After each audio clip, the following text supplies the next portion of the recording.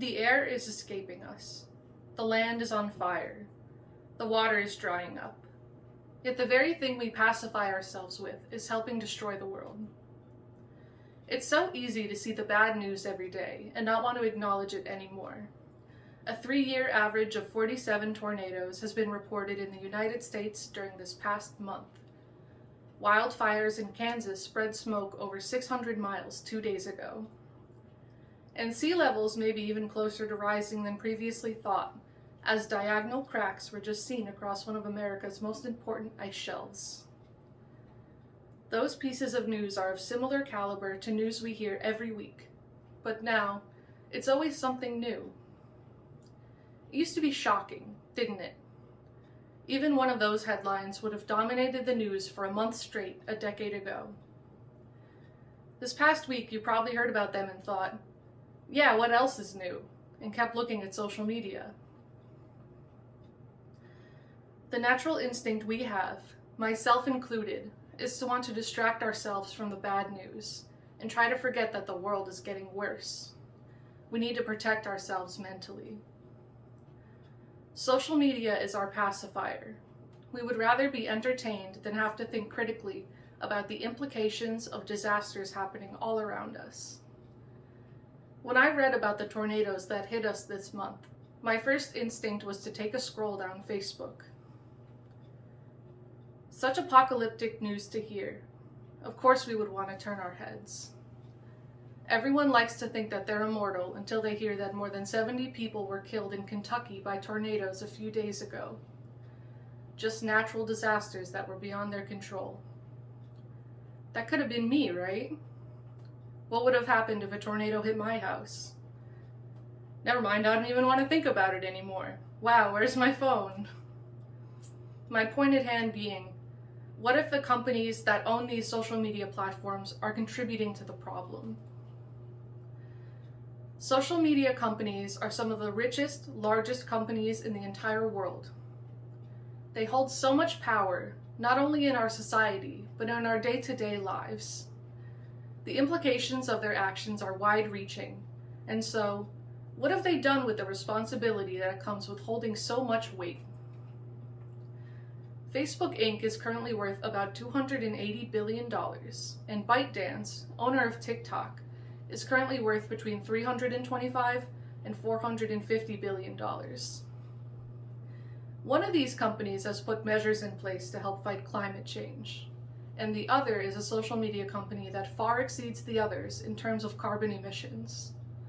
I'll tell you which is which in a bit, but I would first like to pose the question, even if they are making a difference, what damage is being done? For one thing, we've been made to think that things will be getting better soon, even though no one has really solved these problems.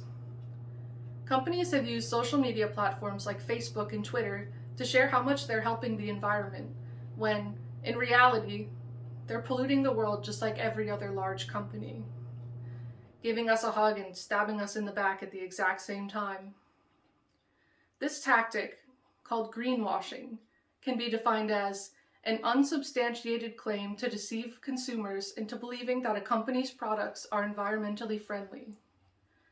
Mark Zuckerberg, CEO of Facebook, admitted in a congressional hearing this past April that climate misinformation is a big issue. Whether greenwashing or just blatant lies about climate change, social media has been a large vehicle used to trick some of us that don't know any better. In a report by Euronews.com, 21% of the result page from searching climate change on YouTube is misinformation. That statistic is unconscionable. Undoubtedly, this misinformation is a problem. But another problem with this situation is that social media platforms keep letting the misinformation slip through the cracks. This more passive role in hurting the climate is also accompanied by social media companies' more active role, which is the pollution that comes from their day-to-day operations. According to a report on greenspector.com, the top 3 social media companies ranked by carbon impact of their newsfeed are TikTok, Reddit, and Pinterest. Every minute on the TikTok newsfeed releases 2.63 grams of carbon dioxide equivalent, and uses 0.27 liters of water. Think about how long you spend scrolling on your newsfeed every day. Did you think that it would be bad for the environment at all? I didn't. Shouldn't we have been made aware of this fact when we sign up for these platforms? Signing up for TikTok is free, but this is what it really costs. TikTok has more than 1 billion active users. Probably a fraction of them know that their usage of this app contributes to pollution. None of the social media apps that contribute to pollution let their users know about it.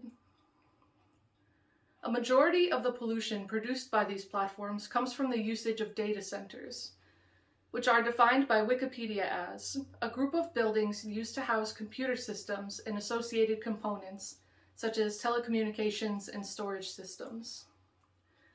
Social media companies own data centers and also rent space in other data centers.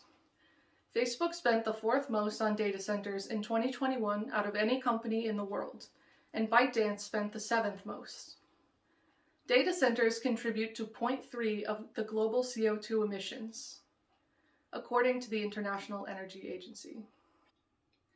Usage of social media and other online activities skyrocketed since the pandemic started because everyone's been stuck at home.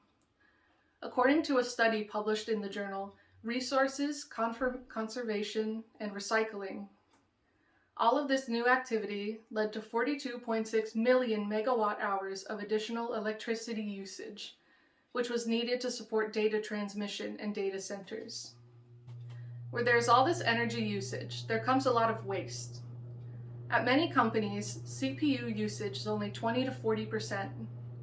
Partially used servers that remain idle still consume a lot of energy, contributing to tens, if not hundreds of millions of tons of CO2 emissions.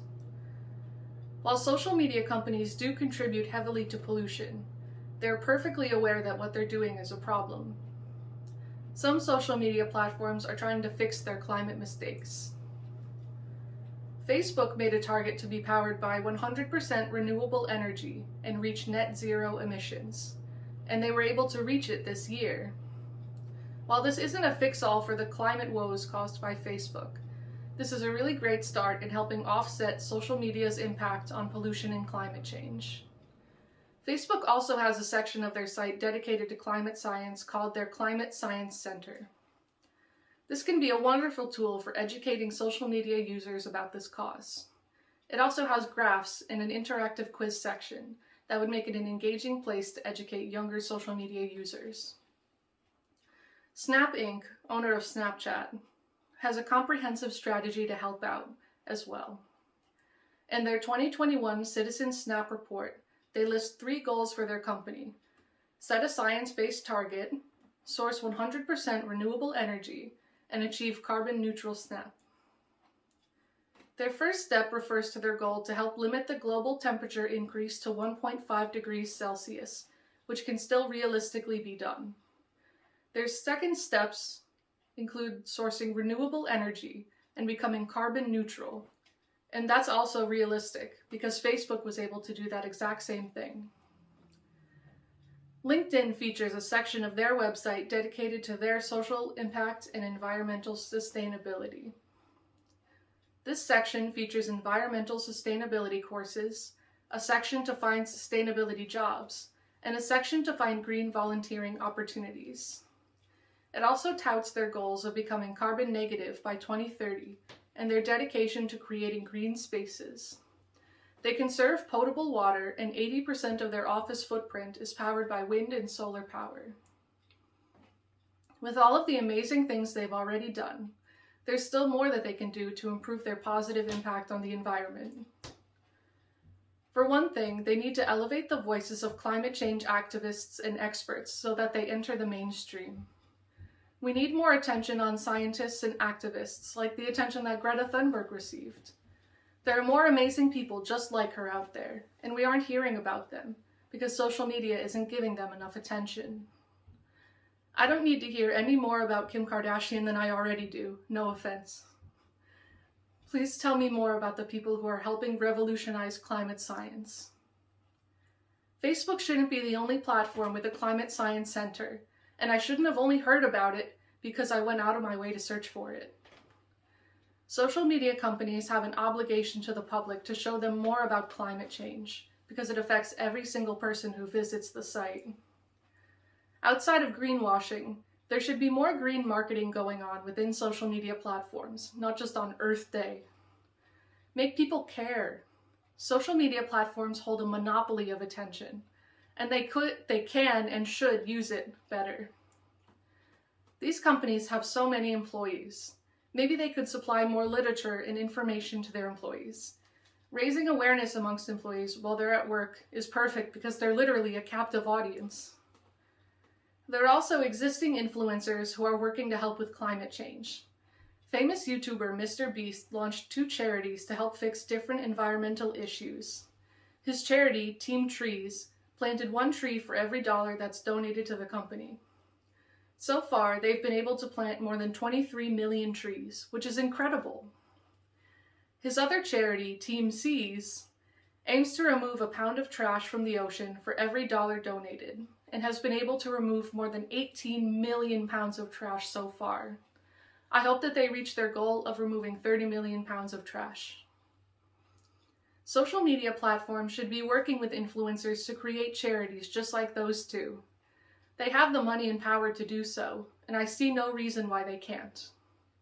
Giving power to influencers on their platform would not only help the influencers, but it would also help them make a difference by leveraging their existing audiences to bring awareness and get more donations.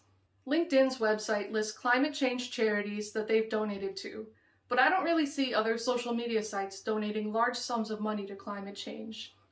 They may be doing it in secret, but if they are donating, they should make a big spectacle of it. Make it glamorous to donate large sums of money to important causes. Make other companies want to donate too. Use the millions of dollars at your disposal and throw them at climate change. There's so much wasted money at each company that could be better used to fix the world. We really need it. Social media companies can reduce a lot of their waste, like computing waste, as I mentioned earlier. Creating an effort to reduce waste will go a long way in helping companies' carbon footprint and help save the company money. Isn't that great?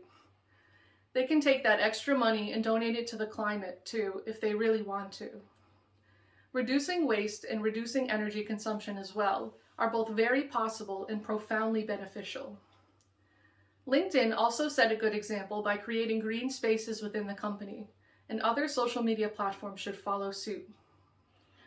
Additional platforms should also follow Facebook, Snapchat, and LinkedIn's lead and try to become carbon neutral as well. These other platforms aren't doing much in reducing their carbon footprint even a little bit. I'm looking at you, TikTok. I was surprised when I read about Snapchat's plan to create a scientifically backed reduction target. If all other social media platforms work together on that reduction target too, it would be decidedly more possible. When the pandemic started, there was a lot less pollution because there were a lot fewer people commuting to work. Everyone has seen the benefits that come from remote work, and social media companies can help reduce their carbon footprint by allowing more employees to work remotely. This goes for virtually any other company out there as well. Social media companies also have many suppliers that allow their company to function. Choosing suppliers that are eco-friendly would make such a difference. Lastly, the products themselves should be greener. Scrolling through your newsfeed shouldn't release so much CO2. I don't know enough about making apps to know whether there's room to reduce the carbon footprint of using the apps themselves, but I'm sure there are ways to make them better for the environment, even if only a little bit. I'm sure I won't be the only one saying this during their TEDx Countdown event, but it really isn't too late. Just because there has been significant damage doesn't mean that we can't and shouldn't try to fix it. We can encourage these companies to change, to keep working hard, or become even better than they are now. There are so many things that we can do to reduce our own carbon footprints. Work with your family and friends and plan better ways that work for you. Try walking places instead of driving from time to time. Please recycle when you can. Unplug your chargers when you aren't using them, and turn the lights off when you leave the room, even if your friends are still in there. Just kidding. Your own brand of activism also counts.